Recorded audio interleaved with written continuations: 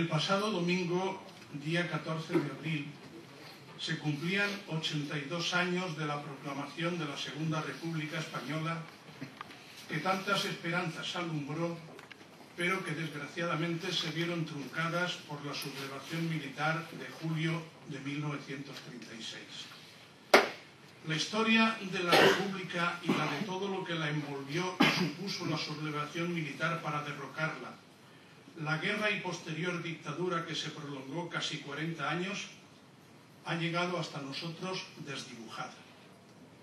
El prisma del vencedor impuso una única visión de la historia. Los archivos, como ustedes saben, siempre suelen ser la memoria del vencedor. Las fachadas de las iglesias se llenaron con los nombres de los caídos por Dios y por España. Los muertos de la República eran invisibles. La narración franquista de la historia hizo su efecto de tal manera que ni la transición ni la llegada de la democracia han sido suficientes para impedir que aún hoy sigan surgiendo voces y poderes fácticos que tratan de impedir otra narración de lo ocurrido entonces, narración que tiene derecho a escribirse por varias razones, pero sobre todo por una, y es porque sin ella no será posible decir que vivimos tiempos de derechos y libertades.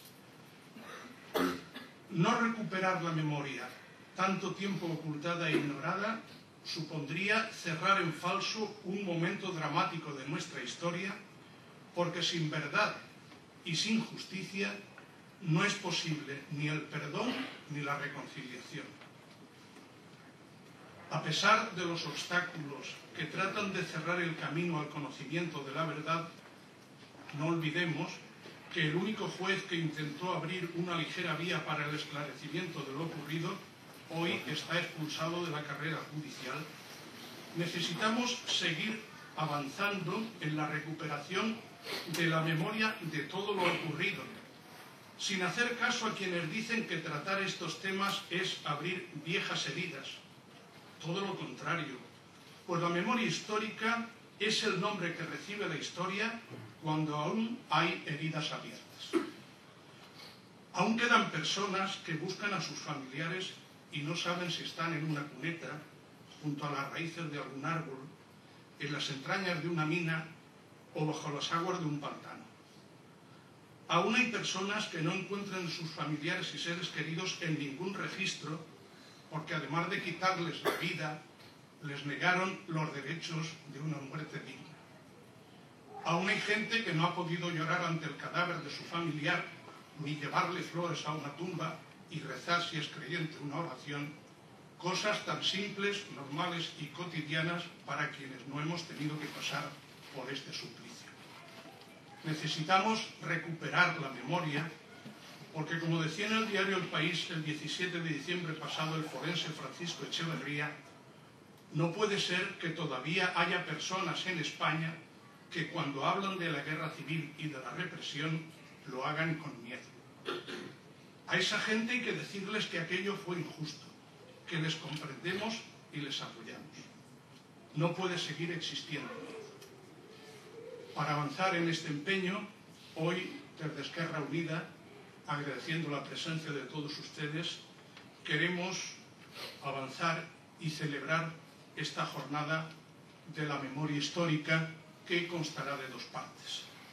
En primer lugar, escucharemos la conferencia que impartirá quien ocupa, y sin que vean más connotaciones que la geográfica, en la parte izquierda, Ferran Gómez, bajo el título de Monarquía-República, las elecciones de 1931 en Guardamar, en la que nos hablará de la situación del pueblo antes de los comicios y de cómo se desarrollaron estos. Ferran, como es de Guardamar, lo conocen todos, es licenciado en Historia por la Universidad de Alicante y en la actualidad está realizando o preparando su tesis doctoral sobre el movimiento democrático de enseñantes en el franquismo y la transición.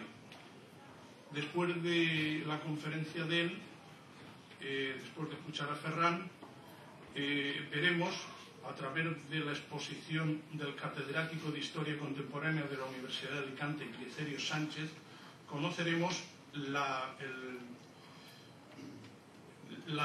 página web que ha preparado la Universidad de Alicante y que se titula La memoria recuperada. En primer lugar, tiene la palabra Ferran, que nos hablará de la historia en Guardamar de la monarquía a la república.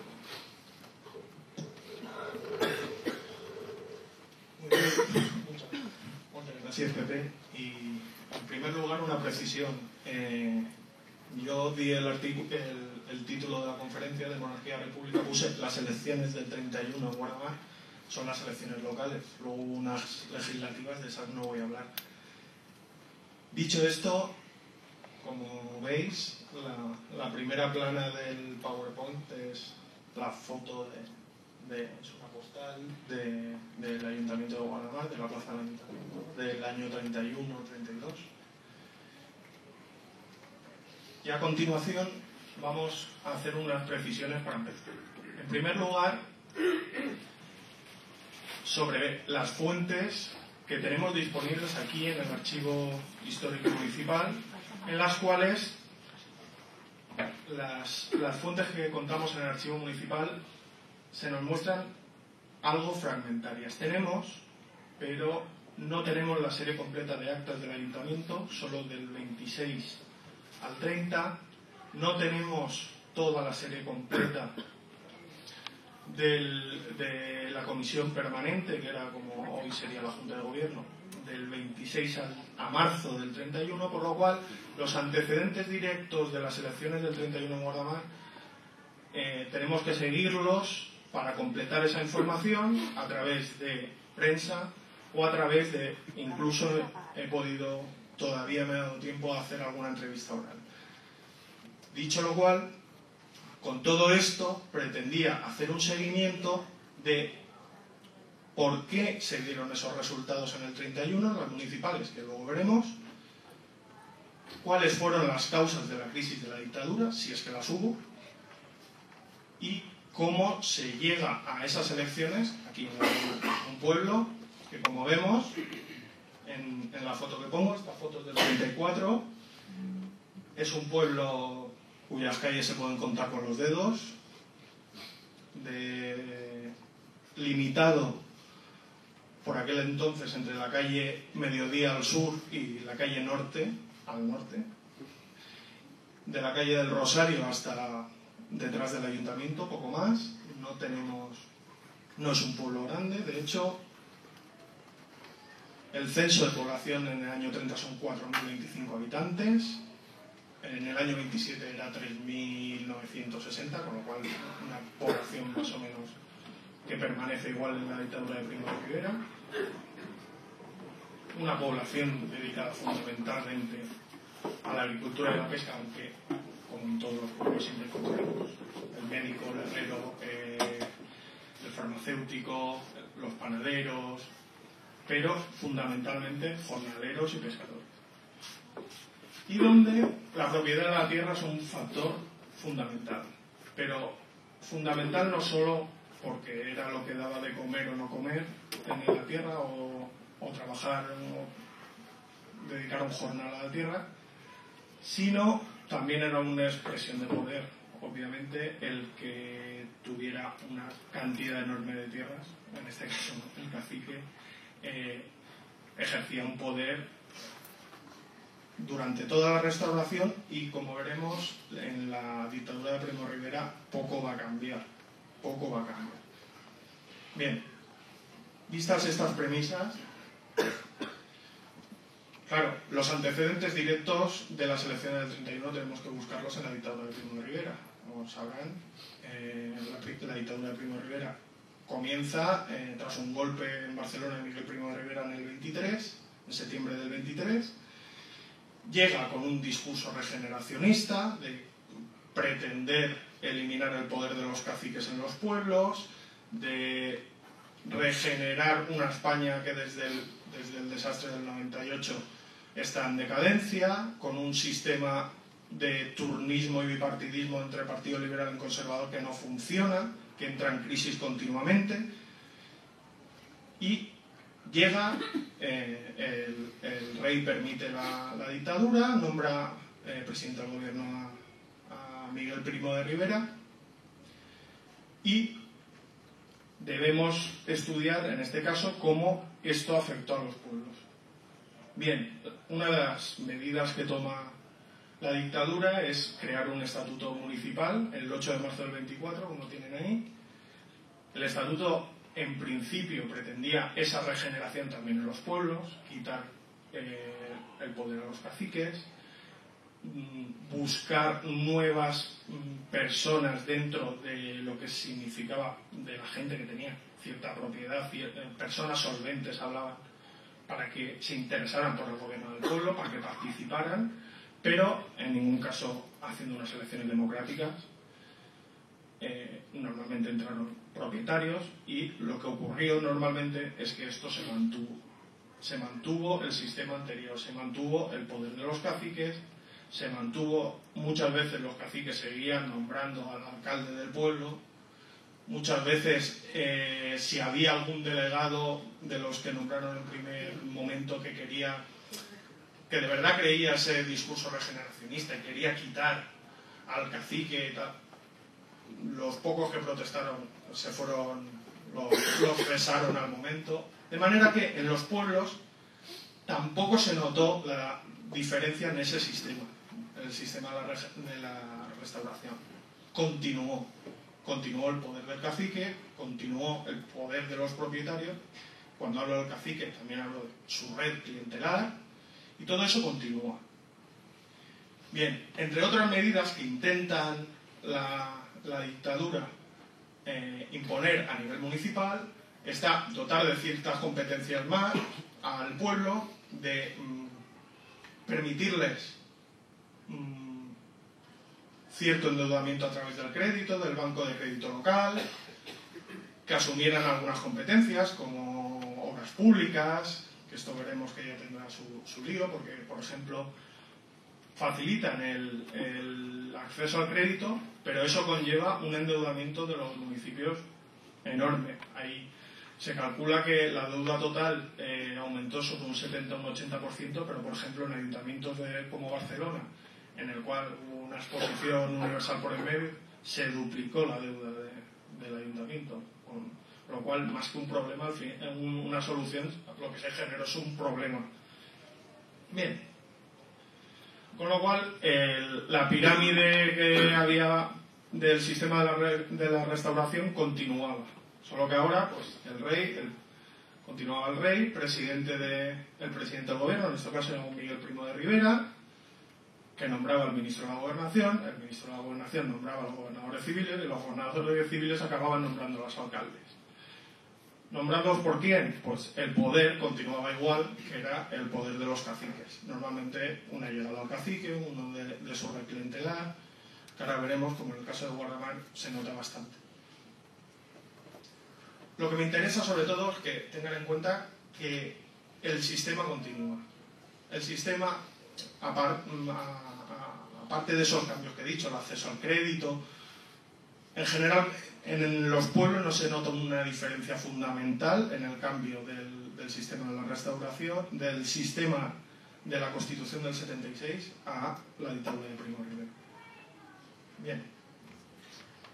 Entonces, lo que tenemos que buscar para llegar a las elecciones del 31 es qué indicios nos aparece en la documentación de que la dictadura de Primo de Rivera está sufriendo crisis a nivel municipal en Guardamar.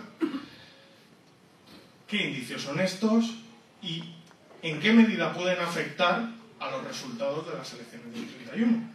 Bien, en primer lugar, en el año 24, pocos meses después del golpe de Estado, en febrero concretamente, el 7 de febrero se crea la primera corporación, que no está aprobado todavía el estatuto municipal, con José García Jover como alcalde. José García Jover, aquí lo conoceremos como la Guerrilla, y fue alcalde durante año y medio, no lo tengo claro porque es uno de los vacíos que hay en las actas del ayuntamiento. Entonces, la fecha de la dimisión, sé que es una dimisión por referencias posteriores, pero no sé por qué se produce, el motivo. Bueno, pues lo que he dicho, en febrero se nombra la primera corporación y sale él como alcalde, y uno de los varios concejales que hay es Antonio Campos, que tiene importancia por lo que va a suceder después.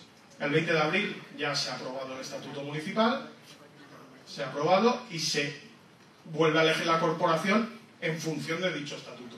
Lo que pasa es que se repite la misma corporación, continúa igual. Bien, yo, teniendo en cuenta quién es, para después como referendo, porque es alguien que va a acabar de concejal republicano, no puedo asegurar cuál es el motivo de la dimisión, pero puede ser que fuera un motivo político con la dictadura. Por eso lo he dejado ahí, pero con todas las reservas, porque no tengo certeza sobre. Bien, segundo lugar, el destierro de Manuel Russo y Ramón Baile. Es otra de las incógnitas que tengo. Como vemos, no hay nada seguro de momento, el trabajo todavía está en construcción, pero estas dos personas en septiembre del año 27 son desterradas de Guardamar y mandadas a Albacete. He hablado con algún familiar y según me cuentan es por algún problema que se produjo, por alguna protesta que ejercieron sobre algún tema del riego, sobre la gestión de la compañía de riego de Levante, una cosa así. A ciencia cierta no lo sé. Sé que fueron desterrados. El diario El Luchador, que era un diario republicano de Alicante, de la familia Botella, que era una familia de cierta importancia, periodistas, el diario El Luchador hizo una campaña intentando, con buenas palabras, sin hacer gran oposición, pedir al gobernador civil que volvieran, y a los 2 meses vuelven en diciembre, el 18 de diciembre del 27 vuelven al pueblo. Es otro de los indicios que veo de crisis, más teniendo en cuenta de quién es Manuel Russo, que Manuel Russo será presidente del Partido Republicano Radical Socialista a partir del 30. Ese es el segundo indicio que veo.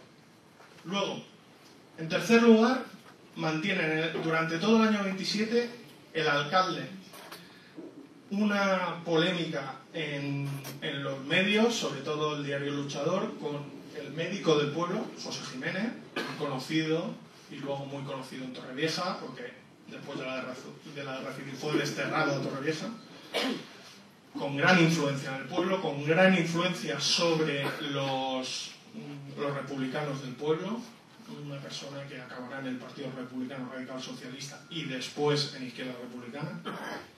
El farmacéutico Eduardo Trives García, también republicano, que acabará siendo republicano, que era el farmacéutico titular de Guardamar, y con el oficial de secretaría Antonio Cartagena, también acabarán los republicanos, con lo cual, si vemos, todos los indicios son de personas que han colaborado, bueno, sobre todo en los dos primeros puntos, el primer punto, que han colaborado, porque a lo mejor asumían ese discurso regeneracionista de la dictadura y pensaban que de verdad podían acabar con el poder de los caciques, y que van abandonando el proyecto de la dictadura. Ven que no. Es mi interpretación, no lo tengo a ciencia cierta, pero van abandonando ese proyecto y acabarán apuntándose al otro proyecto que de verdad pretende eliminar el poder de los caciques en el pueblo. Bien, sobre el último punto, en el caso del médico, el farmacéutico, fue recogido en prensa, enviaron cartas al diario Luchador, que era el que más, a partir del destierro de Manuel Russo y de Ramón Baile, que entablan relaciones con la redacción del Luchador, pues cada 2 por 3 les envían alguna nota, alguna noticia. Entonces, a partir de ahí tenemos más noticias de lo que va pasando en Guardamar. Aquí tenemos una. Esta es la carta del alcalde, porque en este caso el Luchador recoge una noticia de otro periódico de Alicante que se llama La Voz de Levante, en el que dice que algo así como entre interrogantes. ¿Qué pasa en Guardamar? Que está habiendo expedientes, porque el febrero del 27 se destituye al secretario, Manuel Tomé Palomar, se abren expedientes a algunos funcionarios, y el diario Luchador se hace esa pregunta: ¿qué pasa en Guardamar? Y contesta el alcalde. El alcalde en este momento es Manuel Pérez Verdú, que será importante ahora cuando veremos, a continuación cuando pasemos al siguiente punto. Y ve, como tenéis aquí, se defiende diciendo: al farmacéutico señor Trives se le dejó nulo el contrato de suministro de medicamentos y los derechos que percibía por la residencia en virtud de existir 2 farmacias y con arreglo al artículo 40. Este acuerdo, por el cual se le quita la farmacia al señor Trives, ahora veremos, él dice que va a luchar con la ley en la mano y acaba siendo repuesto en la concesión que tenía para su farmacia. La de dimisiones, solo han presentado dimisiones el depositario, don Antonio Ortiz, y algo muy importante: si tanto se interesa usted y el periódico de su digna dirección de defender las causas justas y nobles, vea la forma de qué manera podré castigar al médico titular que diariamente se ausenta de la localidad dejando los servicios abandonados. Le tenían tal odio a José Jiménez, no lo podían ni ver. El núcleo del cacique pensaba que era el que manejaba los hilos de los republicanos o de la gente opositora a la dictadura y al gobierno municipal. No lo podían ni ver. Y luego, si veis, lo he cortado, pero dice: y el herrador que dice que hace las veces de veterinario y tiene su herrería sin pagar la licencia de apertura, lo que sería la licencia de apertura. El herrador es Lucio André Wors, que también es republicano. O sea, aquí se va conformando aparecen unos indicios de disidencia contra el gobierno de la dictadura, con el gobierno municipal, y el temor del propio gobierno, del propio alcalde, de lo que se están moviendo esta gente. Bueno, el luchador del año 28. Esta es la carta del médico de José Jiménez, que dice: me ausento con frecuencia de la localidad. Veo que es muy humano el señor alcalde al acordarse de que a todas horas del día y de la noche tengo, como todo médico, que salir, aunque llueva torrencialmente, a visitar a los enfermos en el campo o en la huerta y prestarles mis servicios.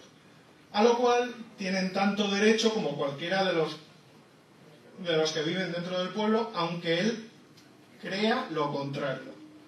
Aparte de que ni a él ni nadie debe enseñarle que salga ahora con frecuencia. Sigue.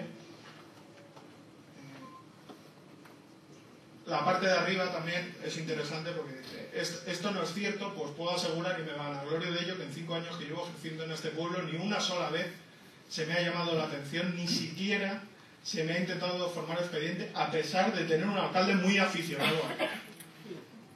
Como también tengamos en cuenta que había destituido al secretario, a Manuel Tomé, esto es julio, pues 5 meses antes. Y la carta de Eduardo Trives también aparece en prensa. Aparece otra de Antonio Cartagena, pero ella no la ha puesto. Bueno, lo que dice: me propongo llegar hasta donde la ley me permita para evitar este perjuicio. He de hacer bueno, y luego al final dice: en cuanto a las propagandas políticas, repito lo que ya ha dicho el médico titular señor Jiménez, que mi calidad de farmacéutico titular me impide desempeñar en el ayuntamiento otro cargo que no sea el que ocupo, aparte de que no son esas mis aspiraciones, ni muchísimo menos. Bien, como vemos, digamos que entre ciertas personas cultas del pueblo que tenían una profesión diferente al trabajo en el campo, la dictadura no les llegaba, y directamente eran oposición directamente.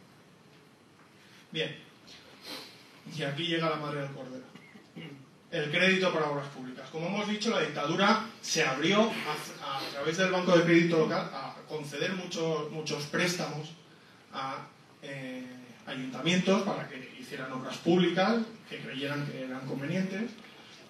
Y el alcalde propone en el año 27, hemos hecho un saltito, pero creo que se entiende, propone hacer un crédito. En el acta del ayuntamiento, las razones que da para hacer el crédito y realizar determinadas obras públicas son: últimamente, por el señor presidente, manifiesto que cada día últimamente el señor presidente manifestó que cada día está más convencido, y dadas las circunstancias especiales de este vecindario, en que los meses de verano afluyen infinidad de forasteros a los baños, de la necesidad de realizar ciertas mejoras en la población, como son una plaza de abastos, enlosar el paseo del General Bermúdez Castro, la plaza del ayuntamiento, arreglo de los laterales de la iglesia, construcción de la escalinata para subir a esta, colocación del barrón para aceras en la calle Mayor, construcción del cementerio católico municipal y solicitar el teléfono. Todo eso. Todas mejoras enumeradas son tan necesarias que no puede pasarse mucho tiempo sin realizarse, por la necesidad de todas ellas para el destino a que están aplicadas, a cuyo objeto proponía emitir un empréstito por no tener el ayuntamiento los ingresos en el presupuesto ordinario para atender a ello. Esto es del 2 de abril del 27. Pues bien, llega a pleno, y en el pleno se ve que hay gente que no está muy de acuerdo con endeudarse tanto. Y en el mismo pleno en que se decide, se votan también los tenientes de alcalde. Y ya vemos que hay algún concejal que dice algo en el que parece que no está muy contento con la gestión que está realizando Manuel Pérez Verdú, que fue el alcalde del 27 al 30. Dice: por el señor Camposegura se manifiesta que se ha negado a firmar el acto anterior, por no haberle dejado votar en la elección a tenientes de alcalde, por lo que nadie votó, y que no se encuentra conforme con la emisión del empréstito acordado, vistas las afirmaciones de algunas personas solventes del pueblo. Por la presidencia se cabrean, le dicen que cómo que no se le hicieron conforme a ley a los tenientes de alcalde. Pero bien, el acta de ese pleno lo acaban firmando 6 a favor y 2 votos en contra, que son Julio Ramos Blasco y Antonio Camposegura. El acta es del 11 de abril y el 4 de septiembre dimiten los dos. Antes, en febrero, ya se había manifestado, el concejal Camposegura ya se había manifestado en contra del cese del secretario.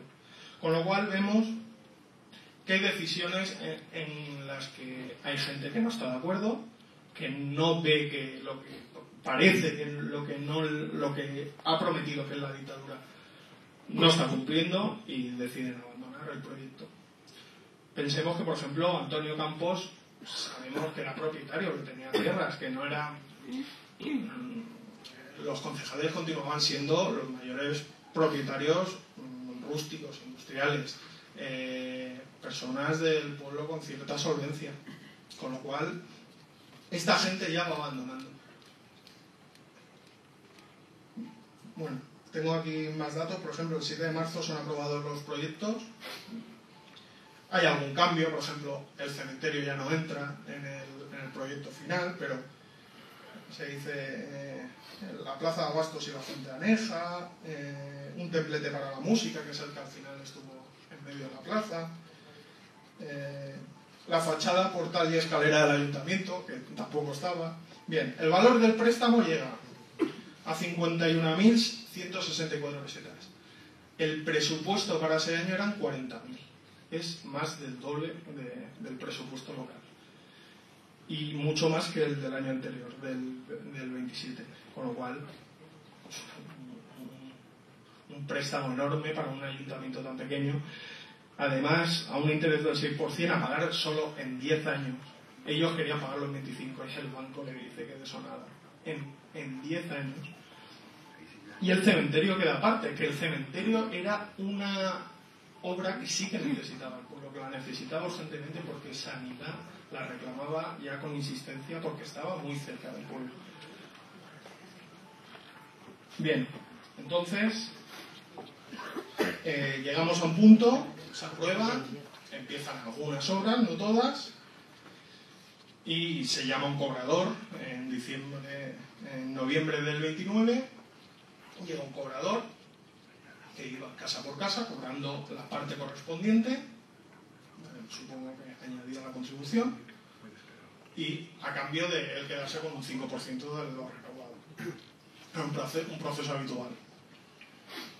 Llega el cobrador con un auxiliar, venían de Alicante, y esto es importante porque el ayuntamiento, después de nombrado el cobrador, apremia a que vaya recaudando el préstamo. Y es que el 30 de noviembre del 29 dice el alcalde en un acta: con mayor urgencia, por ser muchas las atenciones pendientes en este municipio y la falta de recaudación para dejarlas cumplidas, así como para reponer la fianza de los arrendatarios de arbitrios municipales. Los arbitrios municipales se arrendaban, es decir, el cobro, con lo cual el arrendatario dejaba una fianza al ayuntamiento, después cobraba y después se sacaban cuentas. Se volvía la fianza y se sacaban cuentas. Pues bien, se ven obligados, porque el recaudador no ha actuado todavía, se ven obligados a utilizar el dinero de la fianza. Con lo cual el secretario les dice que vale, lo deja pasar, pero diciendo el primer dinero que entre que vaya para la fianza, porque nos van a empapelar a todos. El 8 de febrero del 30 se hace un procedimiento de apremios al cobrador para que urgentemente empiece a cobrar. El 22 de febrero vuelven a utilizar dinero de la fianza de arbitrios y ya el secretario les dice tal cual que la negligencia en la recaudación de los ingresos del municipio es una de las más grandes responsabilidades del ayuntamiento, puesto que a la vez que interrumpe la marcha de la administración municipal, se justifica la incapacidad y el desinterés de los señores que componen el consistorio, anticipando con ello el desprestigio de un pueblo por una mala administración. Los pone de vuelta y media. No obstante lo manifestado, cuando por la índole de los pagos y las circunstancias del municipio pueda sobrevenir algún perjuicio grave a la administración y se perjudiquen intereses que son el único medio de vida y sustento de la gente obrera, cuando se obre en esta forma para evitar un mal mayor, no se incurrirá en tanta responsabilidad. Digamos que le lee la cartilla, pero lo deja pasar. Bien, pues ahora llega el motín que se produce en el pueblo, porque llega el cobrador, va a cobrar casa por casa y muchas obras no habían empezado. Y el pueblo se amotina. El 1 de abril, creo que hay una manifestación sobre todo de mujeres, que es gracioso porque las mujeres, gracias a algunos testimonios que he podido recoger, Jerónimo de Alodia, decían que las mujeres iban cantando algo así como tran, tran, tran, el que suavemente ya pague, algo así. Pues bien, una manifestación al pueblo del momento. Manuel Pérez Verdú, que era el que había firmado el préstamo, había dimitido en febrero, esto es abril. Van al alcalde de momento, que es Tomás Lucas Macián, y hacen como una manifestación, le presentan, bueno, tienen que llamar a la Guardia Civil de Torrevieja y de Almoradí. Al día siguiente va la Guardia Civil con el cobrador y con el alcalde casa por casa y solo paga una mujer. Claro, la situación, las cuentas del ayuntamiento ya son insostenibles. Esto del luchador del día 3, he dicho la manifestación era el día 1. Bueno, esto es otra noticia del día 4. Les han comunicado que por muchos vecinos se ha presentado una estancia solicitando una inspección para depurar el ayuntamiento, los propios vecinos, demandando al gobernador civil una inspección al ayuntamiento para ver qué ha pasado. Ha dado instrucciones al alcalde de Guadamar para que convoque a los vecinos apremiados y les invite al pago, sin intervención del recaudador, porque no, casi le meto una paliza.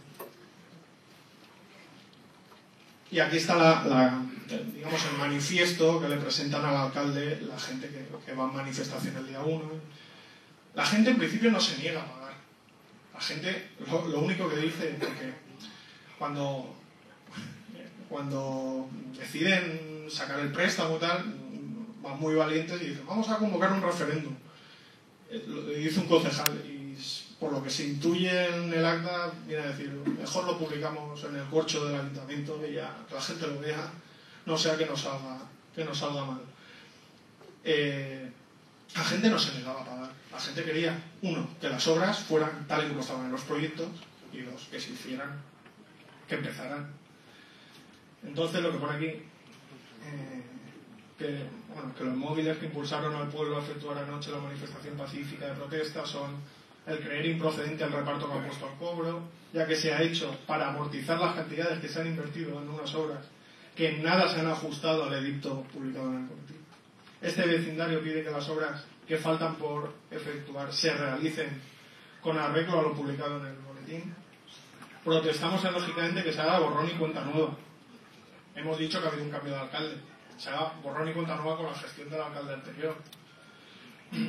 Se depure, se exijan las responsabilidades debidas al ayuntamiento saliente, etc. Bien, hemos visto el contexto. Una dimisión en el año 25, se deporta a dos personas, a Albacete en el año 27, se cesa al secretario, polémicas con el médico, el farmacéutico, oficial de secretaría, dimisiones a partir del empréstito porque no lo ven, un motín de la gente que no quiere pagar. Son, yo creo que elementos de peso para ver que el gobierno municipal de la dictadura no estaba resolviendo los problemas y no solo, sino que la gente ya podía demandar otra cosa. Y a partir de aquí llega la fundación del Partido Republicano Radical Socialista. ¿Qué es? Por el nombre puede parecer que prácticamente estaban a la extrema izquierda, ni mucho menos. Los radicales socialistas son un partido de centro izquierda, reformista, no revolucionario, ni mucho menos. Sus líderes eran Marcelino Domingo, Álvaro de Albornoz. Marcelino Domingo era maestro, fue el primer creo que fue el primer ministro de Educación de Iago con la República. Un partido laico, un partido obrerista pero sin ser marxista, que tenía un discurso hacia los obreros, que quería aumentar la cultura de las clases populares, pero ni mucho menos un partido radical. Bien.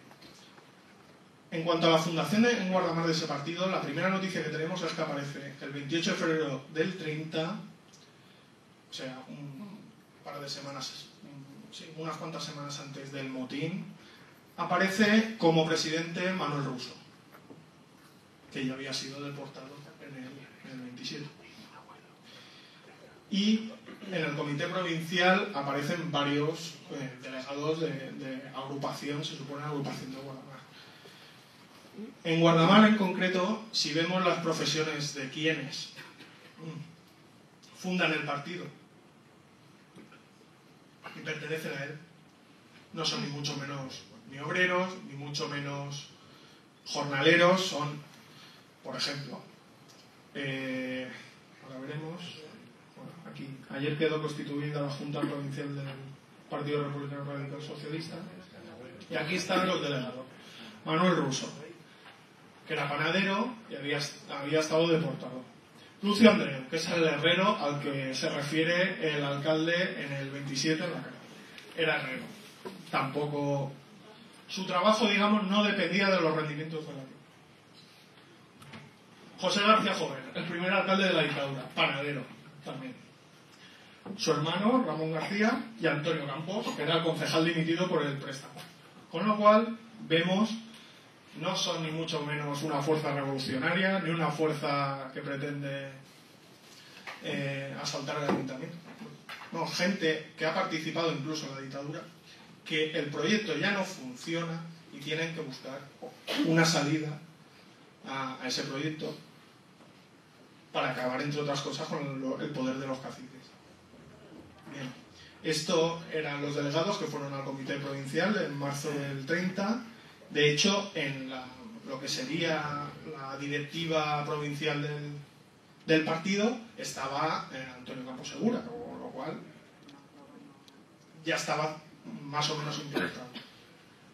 Bien, en eso la dicta blanda, que se ha llamado malamente de Berenguer, fracasa. El almirante Aznar convoca elecciones municipales como única salida para volver al sistema de la restauración, y se convocan las elecciones locales del 12 de abril del 31.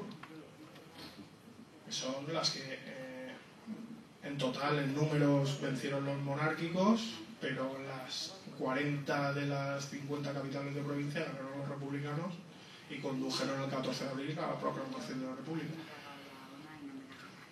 En algunos municipios no hubo elecciones. El artículo 29 decía que si solo, el artículo 29 de la ley electoral decía que si solo había una candidatura, todos los concejales se proclamaban de esa candidatura, con lo cual no había elecciones.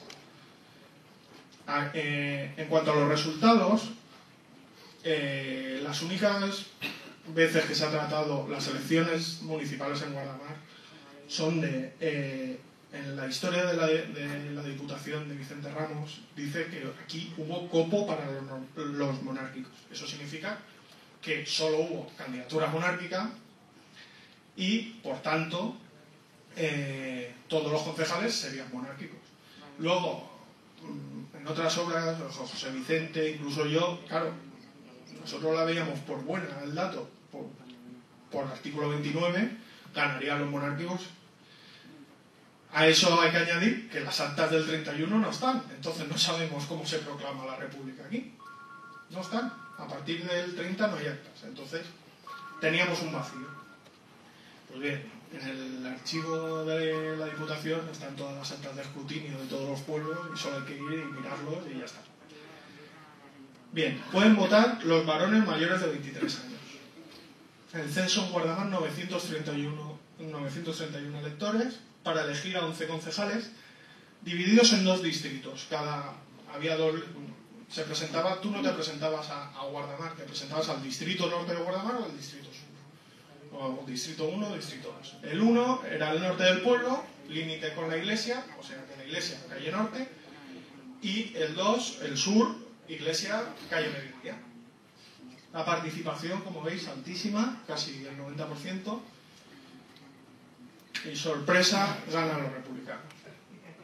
Pues efectivamente, y si vemos la lista, José García Jover, Manuel Zaragoza Quesada era concejal suplente en la dictadura de Primo de Rivera también. Y luego tenemos a Joaquín García Rodríguez, que era concejal en la dictadura de Primo de Rivera también. Eduardo Lucas Macea, Jesús Ramos Blasco, Francisco. Bueno, en definitiva, en el distrito 1 vencen los republicanos, y además holgadamente. Aquí se elegían 6 concejales. Distrito 2, más de lo mismo, aquí se elegían 5, los 3 primeros, Manuel Rivera Pérez, no confundir con el primer alcalde de la dictadura, que tenía el mismo nombre y los mismos apellidos, Cipriano Rodríguez, Jerónimo Andreu García, que creo que es el padre de Jerónimo Andreu, Vicente Ramos Cánovas. Vicente Ramos Cánovas fue el último alcalde de la dictadura, padre de Vicente Ramos, el escritor, y organizó una inspección dentro de la dictadura contra la gestión del alcalde anterior, que habían contratado el préstamo, y mandó traer al secretario de Villar para organizar la inspección, para ver qué había pasado. Bien, como vemos, así quedarían los resultados. Aquí está.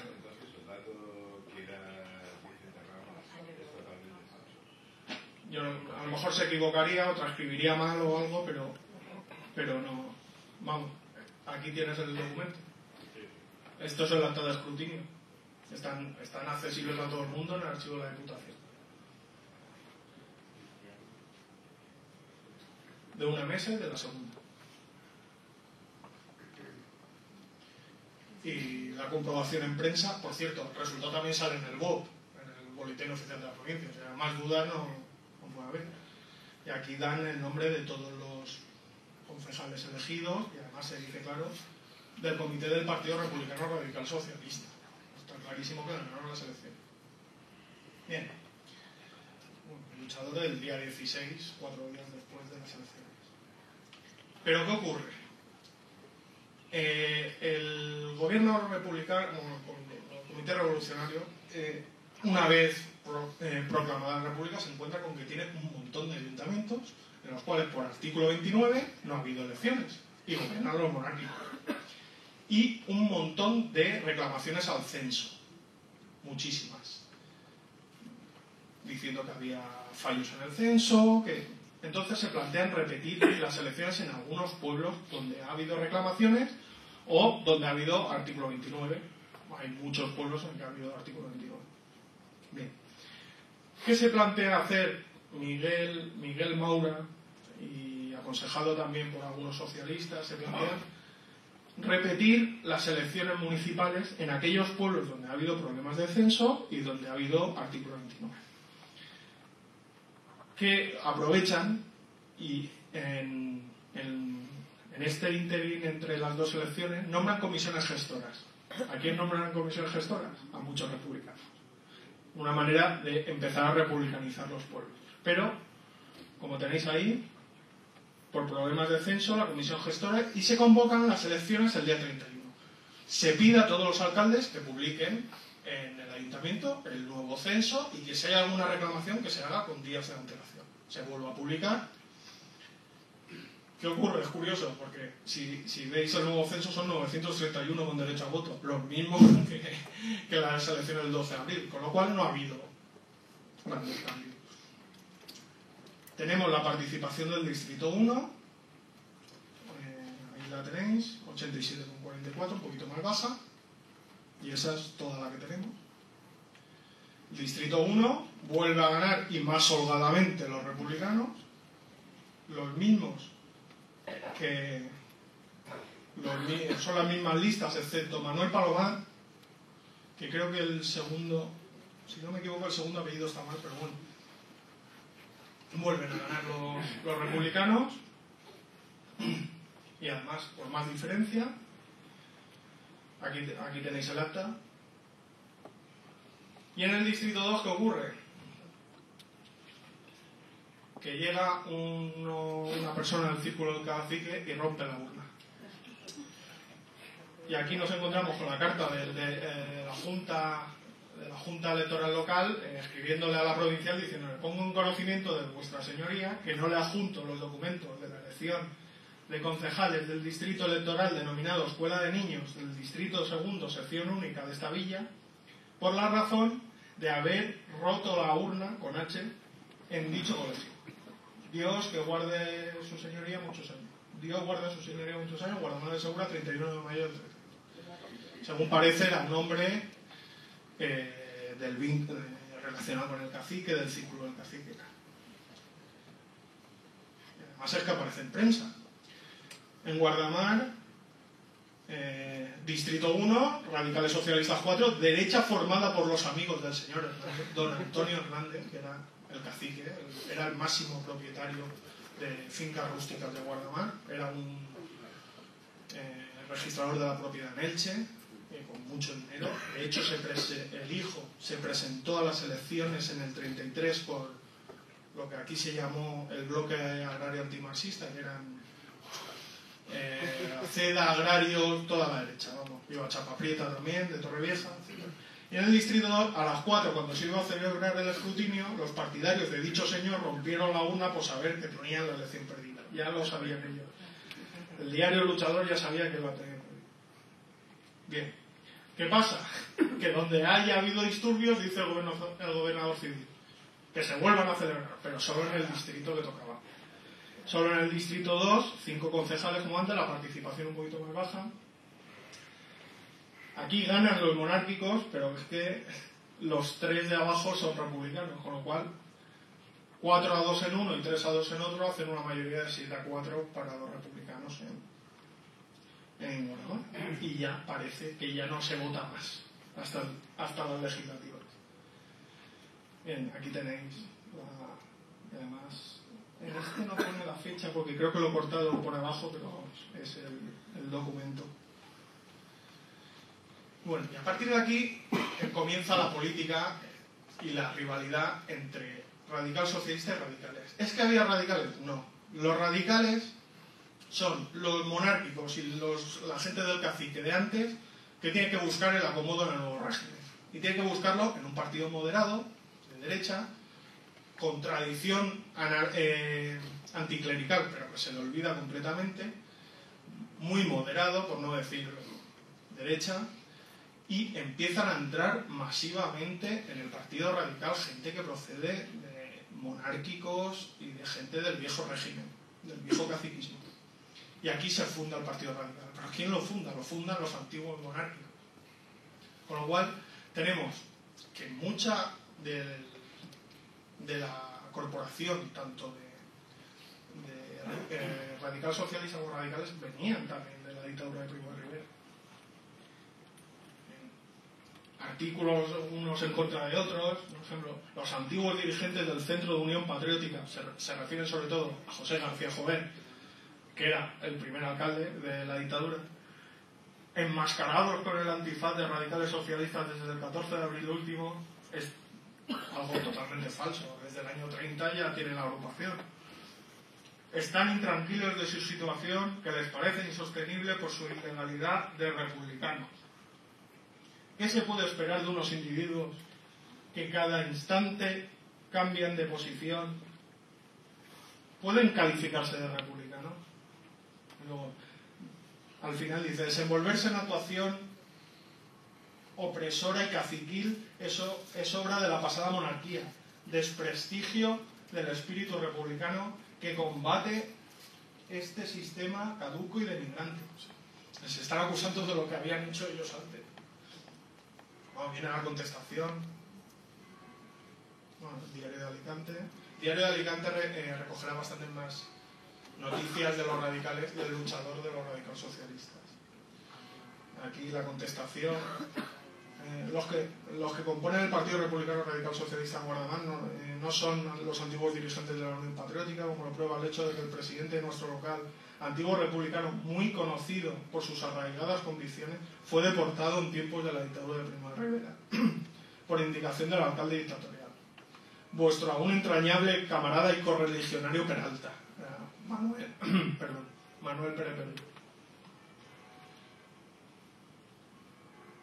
Eso se ha colado. Bueno, y ya hasta ahora hemos dicho había radicales socialistas. Los radicales comienzan a partir de septiembre del 31 a formarse con la gente que venía de la dictadura y del cacique, y los socialistas, pues bien, hasta el 31, noviembre del 31, no se crea la sección de UGT, que iba a paralelo, la creación de UGT y después la creación del PSOE.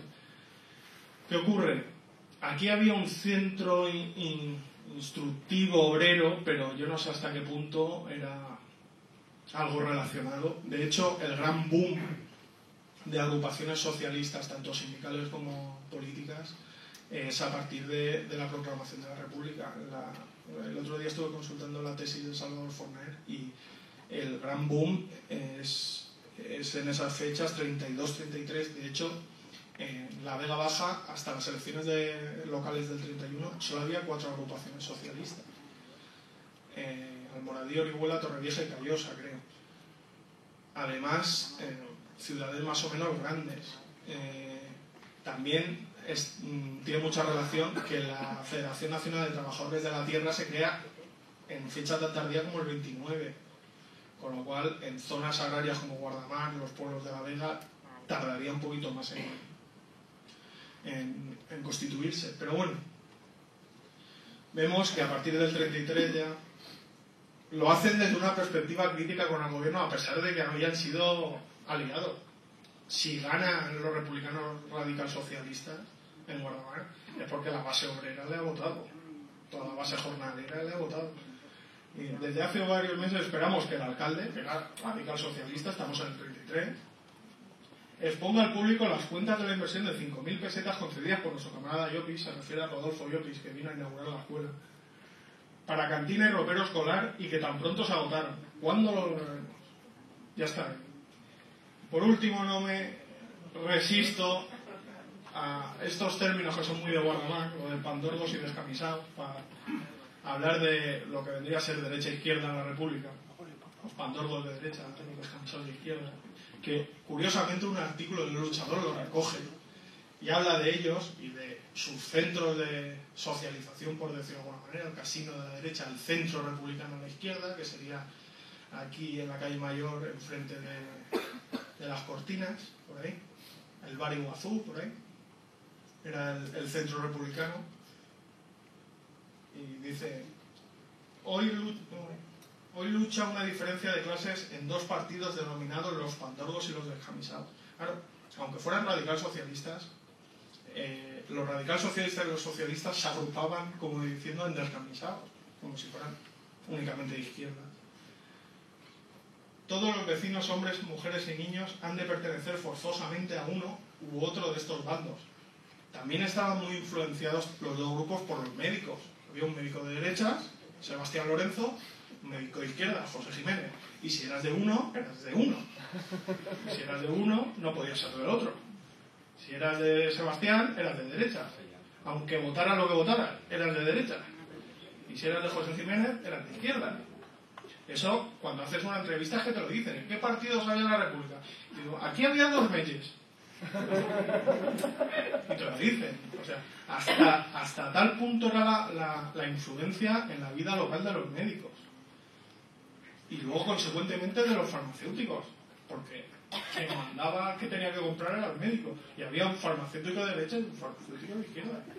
Pérez Gilaver de derecha y Eduardo Trides, lo hemos visto. Bueno, teniendo su asiento los pandorgos compuestos por en el casino, los descamisados de camisas muy limpias.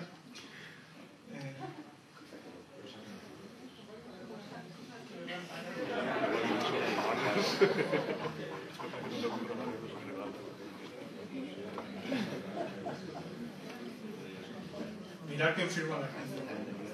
Manuel Tomé Paloma, el secretario que había echado la corporación de la dictadura.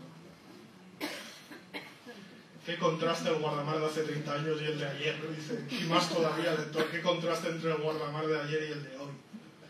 Bien, por último, unas conclusiones. Yo creo que se tiene que resaltar la importancia de la oposición a la gestión. Ojo, en el 27-28 nadie está hablando de república. Hay una crítica sobre la gestión del ayuntamiento. Nadie está diciendo, como lo están haciendo mal, república. No, hace falta más. Hasta finales del 20, el Partido Republicano Radical Socialista a nivel federal se crea a mediados del 29, bastante tarde. Con lo cual hay una crítica previa que hace que surjan en los pueblos estos partidos. ¿Por qué? Por oposición, como la pirámide esa que hemos visto. ¿Quién ha nombrado al alcalde? El gobernador civil. Y al final llegas al rey. El sistema ya está colapsado, la gente ya no lo cree. Y a partir del 29-30 ya se busca una alternativa que solo puede ser la república. El factor social en la llegada, lo que hemos visto del motín, hasta qué punto no incidió también el hecho de que hubiera huelgas, el hecho de que hubiera manifestaciones contra el alcalde, pero es que el alcalde era el símbolo más directo de la dictadura de los pueblos. Y por último, hasta qué punto, sumando, creo que tendríamos que revisar los resultados de las elecciones del 31. No creo que den más concejales republicanos que monárquicos, pero sí, sumando los de las elecciones de mayo, en junio, si hubiera alguno más, a lo mejor sí que se aproximaba más de lo que hemos dicho hasta ahora. Seguro que los monárquicos tuvieron más concejales y más alcaldías, si tenemos en cuenta todos los pueblos.